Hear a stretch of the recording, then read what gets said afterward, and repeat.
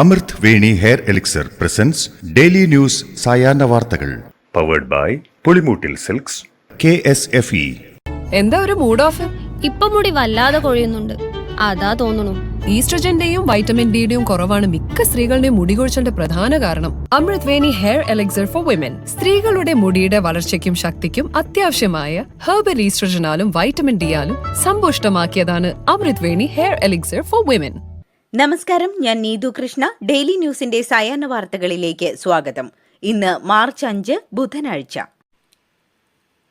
കേരളത്തിലെ 4 ജില്ലകളിൽ ഉയർന്ന തോതിലുള്ള അൾട്രാവയലറ്റ് രശ്മികളുടെ സാന്നിധ്യം. കൊല്ലം, പത്തനംതിട്ട, ആലപ്പുഴ, ഇടുക്കി ജില്ലകളിലാണ് അൾട്രാവയലറ്റ് സൂചികയിൽ ഓറഞ്ച് അലർട്ട് രേഖപ്പെടുത്തിയത്.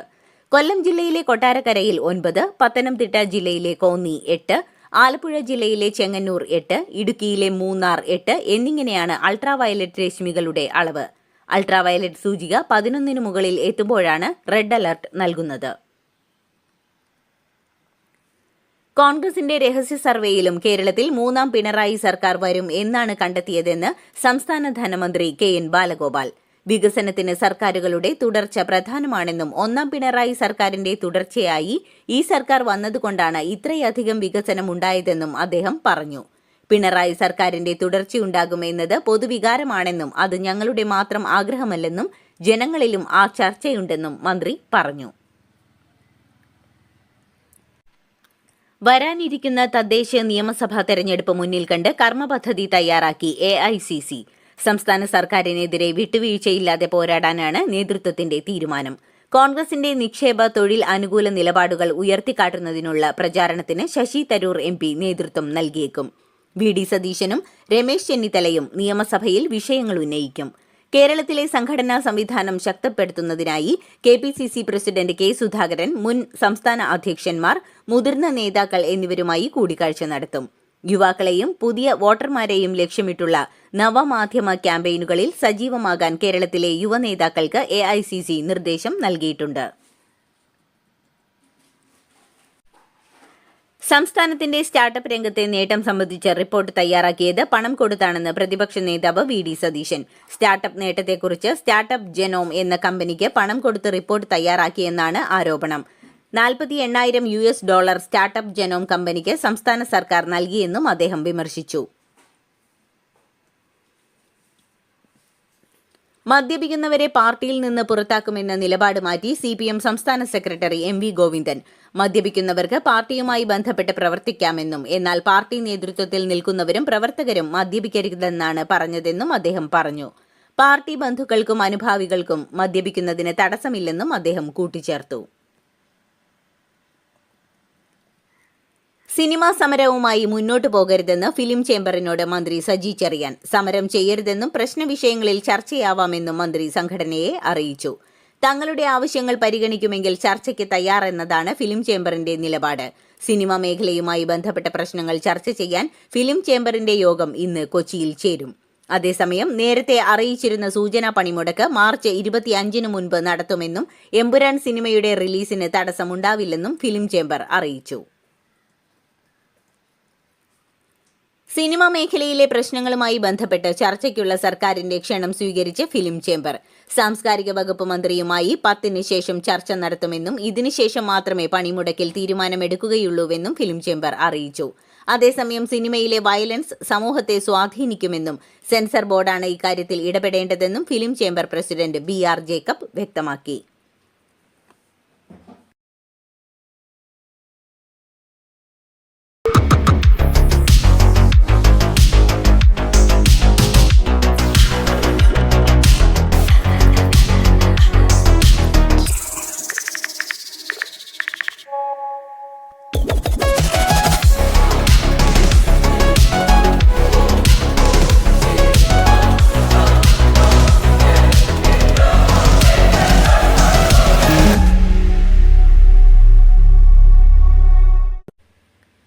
ക്രിസ്മസ് പരീക്ഷാ ചോദ്യപേപ്പർ ചോർച്ചക്കേസിൽ നിർണായക കണ്ടെത്തലുമായി ക്രൈംബ്രാഞ്ച്.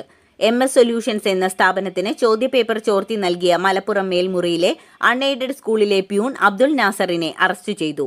MS സൊല്യൂഷൻസ് അധ്യാപകൻ ഫഹദിന് ചോദ്യപേപ്പർ ചോർത്തി നൽകിയത് ഇയാളാണെന്നാണ് ക്രൈംബ്രാഞ്ച് കണ്ടെത്തിയത്. ADM നവീൻ ബാബുവിന്റെ മരണത്തിൽ ഒരാഴ്ചയ്ക്കുള്ളിൽ കുറ്റപത്രം സമർപ്പിക്കും. നവീൻ ബാബുവിന്റേത് ആത്മഹത്യ തന്നെയാണെന്നും പ്രേരണ PP ദിവ്യയുടെ പ്രസംഗമാണെന്നുമാണ് കണ്ടെത്തൽ. നവീൻ ബാബുവിനെ യാത്രയയപ്പ് യോഗത്തിൽ അപമാനിക്കാൻ ആസൂത്രണം നടത്തി. ദൃശ്യങ്ങൾ ദിവ്യ തന്നെ പ്രചരിപ്പിച്ചതിന് ഫോണിൽ നിന്ന് തെളിവുകൾ കിട്ടിയെന്നും കുറ്റപത്രത്തിൽ പറയുന്നു. ഇനി കേസിൽ ലഭിക്കാനുള്ളത് രാസപരിശോധനാ ഫലമാണ്. ആശാ പദ്ധതി വിഹിതത്തിൽ കേരളത്തോട് അവഗണന കാട്ടിയില്ലെന്ന് കേന്ദ്രം. എന്നാൽ കേന്ദ്രം തികഞ്ഞ അവഗണന കാട്ടിയെന്നാണ് കേരളം വ്യക്തമാക്കുന്നത്. ആശമാരുടെ ഇൻസെന്റീവ് ഉൾപ്പെടെ 2023-24 വർഷത്തിൽ 636 കോടി രൂപയാണ് നാഷണൽ ഹെൽത്ത് മിഷനിൽ നിന്ന് കിട്ടാനുള്ളതെന്ന കണക്ക് കേരളം പുറത്തുവിട്ടു. നെന്മാറ ഇരട്ട കൊലപാതക കേസിൽ സാക്ഷിമൊഴി നൽകാൻ ഭയന്ന് കേസിലെ പ്രധാന ദൃക്സാക്ഷി ചെന്താമര അപായപ്പെടുത്തുമെന്ന് ഭയപ്പെട്ടാണ് ഇയാൾ മൊഴി നൽകാൻ വിസമ്മതിച്ചിരിക്കുന്നതെന്നാണ് പോലീസ് നൽകുന്ന വിവരം. ഇയാളുടെ പേര് ഉൾപ്പെടെയുള്ള വിവരങ്ങൾ പോലീസ് വെളിപ്പെടുത്തിയിട്ടില്ല. പോലീസിന് രഹസ്യമൊഴി രേഖപ്പെടുത്താനോ കോടതിയിൽ മൊഴി നൽകാനോ ഇയാൾ തയ്യാറാകുന്നില്ലെന്നതാണ് പോലീസിനെ വലയ്ക്കുന്നത്. അതേസമയം മറ്റ് സാക്ഷികളുടെ മൊഴി പോലീസ് രേഖപ്പെടുത്തി തുടങ്ങിയിട്ടുണ്ട്. കോഴിക്കോട് താമരശ്ശേരിയിലെ ഷഹബാസിന്റെ കൊലപാതകത്തിൽ മെറ്റ കമ്പനിയോട് വിവരങ്ങൾ തേടി അന്വേഷണ സംഘം. സംഘർഷം ആസൂത്രണം ചെയ്ത ഇൻസ്റ്റഗ്രാം ഗ്രൂപ്പുകളെക്കുറിച്ച് അറിയാനാണ് മെറ്റയോട് വിവരങ്ങൾ ആരാഞ്ഞത്. ഓഡിയോ സന്ദേശങ്ങളുടെ ഉറവിടവും അക്കൗണ്ടുകൾ വ്യാജമാണോ എന്നും അറിയിക്കണമെന്നാവശ്യപ്പെട്ട് പോലീസ് മെറ്റയ്ക്ക് ഇമെയിൽ അയച്ചിട്ടുണ്ട്. ഷഹബാസിനെ മർദ്ദിച്ച് കൊലപ്പെടുത്തിയ കേസിലെ പ്രതികളെ പാർപ്പിച്ചിരിക്കുന്ന ജുവനൈൽ ഹോമിലേക്ക് വിദ്യാർത്ഥി സംഘടനകളുടെ മാർച്ച് സംഘർഷമായതോടെ പ്രവർത്തകരെ പോലീസ് അറസ്റ്റ് ചെയ്തു നീക്കി. നേരത്തെ പ്രതിഷേധവുമായി എത്തിയ KSU പ്രവർത്തകരെയും പോലീസ് അറസ്റ്റ് ചെയ്തിരുന്നു. ഷഹബാസിനെ കൊലപ്പെടുത്തിയ കേസിലെ 6 പ്രതികളും ഇന്നും 10ാം ക്ലാസ് പരീക്ഷ എഴുതുന്നുണ്ട്. ഈ സാഹചര്യത്തിലാണ് സംഘടനകൾ പ്രതിഷേധിച്ചത്. തിരുവനന്തപുരം വെഞ്ഞാറമൂട് കൂട്ടക്കൊലക്കേസിലെ പ്രതി അഫാനെ പൂജപ്പുര സെൻട്രൽ ജയിലിലെ പ്രത്യേക നിരീക്ഷണ ബ്ലോക്കിലേക്ക് മാറ്റി. അഫാനൊപ്പം മറ്റൊരു തടവുകാരനുമുണ്ട്. അഫാനെ നിരീക്ഷിക്കാൻ 24 മണിക്കൂറും ജയിൽ ഉദ്യോഗസ്ഥരുമുണ്ട്. താനും ജീവനൊടുക്കുമെന്ന് ജയിലിലെത്തിയ ശേഷം അഫാൻ ജയിൽ ഉദ്യോഗസ്ഥരോട് പറഞ്ഞിരുന്നു. ഇതേ തുടർന്നാണ് പ്രത്യേക നിരീക്ഷണം. നടൻ കുട്ടിക്കൽ ജയചന്ദ്രൻ പ്രതിയായ പോക്സോ കേസിലെ മെഡിക്കൽ റിപ്പോർട്ട് എങ്ങനെ അവഗണിക്കാനാകുമെന്ന് സുപ്രീം കോടതി. കുട്ടിക്കൽ ജയചന്ദ്രന് മുൻകൂർ ജാമ്യം അനുവദിക്കുന്നതിനെ സംസ്ഥാന സർക്കാർ സുപ്രീം കോടതിയിൽ എതിർത്തു. ജയചന്ദ്രന് നൽകിയ ഇടക്കാല സംരക്ഷണം മാർച്ച് 24 വരെ സുപ്രീം കോടതി നീട്ടി.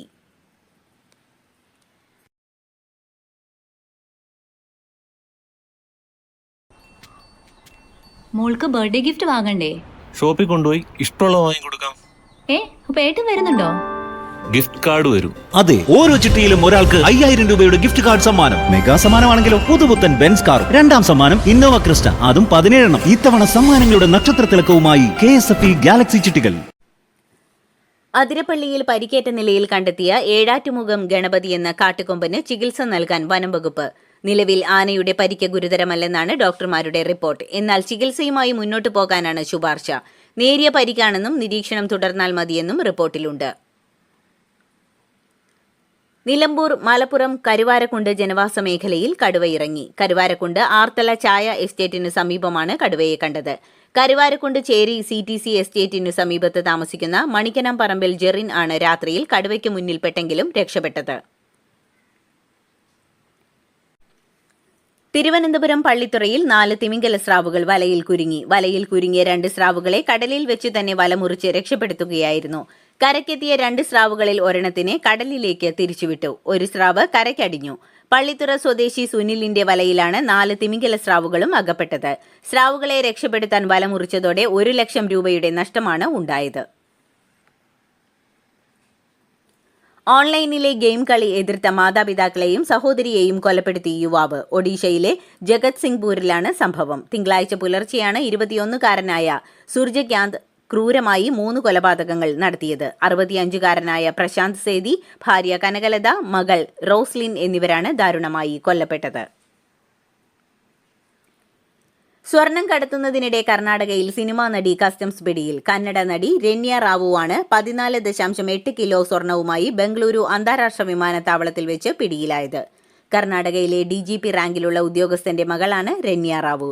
രഹസ്യവിവരത്തിന്റെ അടിസ്ഥാനത്തിൽ നടത്തിയ പരിശോധനയിലാണ് DRO ഉദ്യോഗസ്ഥർ രണ്യയെ അറസ്റ്റ് ചെയ്തത്. ഒമാനിൽ നേരിയ ഭൂചലനം. ദാഖിലിയ ഗവർണറേറ്റിലെ ആദം വിലയത്തിലാണ് ഭൂചലനം അനുഭവപ്പെട്ടത്. ഇന്നലെ രാവിലെ പ്രാദേശിക സമയം 8:44ഓടെയാണ് ഭൂചലനം അനുഭവപ്പെട്ടതെന്ന് സുൽത്താൻ ഗാബൂസ് സർവകലാശാലയിലെ ഭൂകമ്പ നിരീക്ഷണ കേന്ദ്രം അറിയിച്ചു.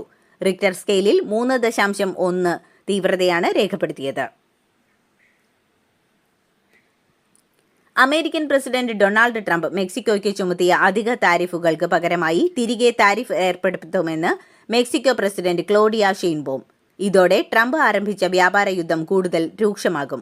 കാനഡയിൽ നിന്നും മെക്സിക്കോയിൽ നിന്നുമുള്ള സാധനങ്ങൾക്ക് 25% താരിഫാണ് ട്രംപ് ഏർപ്പെടുത്തിയത്.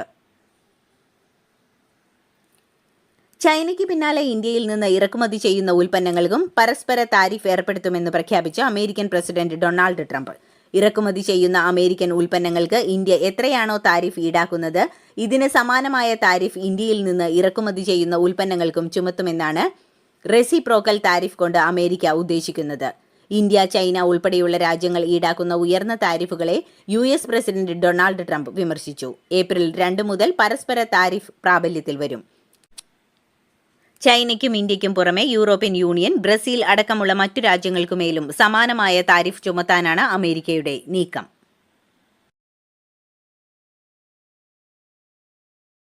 ഇതോടുകൂടി ഡെയിലി ന്യൂസിന്റെ ഇന്നത്തെ സായാഹ്ന വാർത്തകൾ സമാപിക്കുന്നു. ഡെയിലി ന്യൂസിനു വേണ്ടി വാർത്തകൾ വായിച്ചത് നീതു കൃഷ്ണ. DailyNewsLive.in വാർത്തകൾ വിരൽ തുമ്പിൽ.